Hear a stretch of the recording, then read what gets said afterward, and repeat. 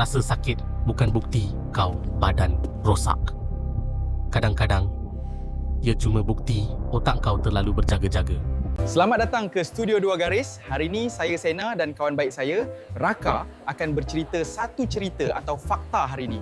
Saya tahu anda tak sabar untuk dengar cerita, jadi marilah saya bagi Raka untuk bercerita untuk anda semua. Rasa sakit wujud bukan untuk menyeksa manusia. Ia wujud untuk beri amaran. Bila tangan kena api sakit suruh kau tarik.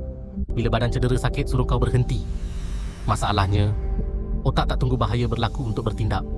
Kadang-kadang ia menjangka bahaya dan bila otak fikir, ini mungkin bahaya, ia cipta rasa sakit walaupun badan sebenarnya kau okey je.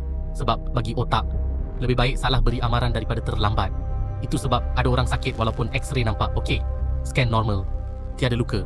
Tapi rasa itu macam betul-betul, bukan dibuat-buat. Otak cuma belajar dari masa lalu.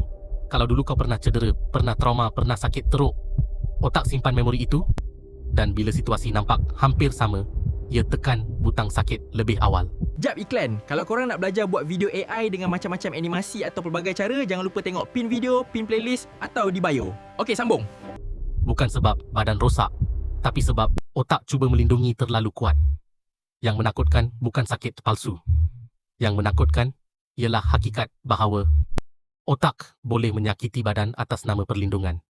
Sama macam manusia. Kadang-kadang kita terlalu berjaga-jaga, terlalu takut ulang kesakitan lama, sampai kita sakitkan diri sendiri, walaupun bahaya itu tak wujud lagi. Mungkin sakit bukan soalan apa yang rosak, tapi soalan yang lebih sunyi.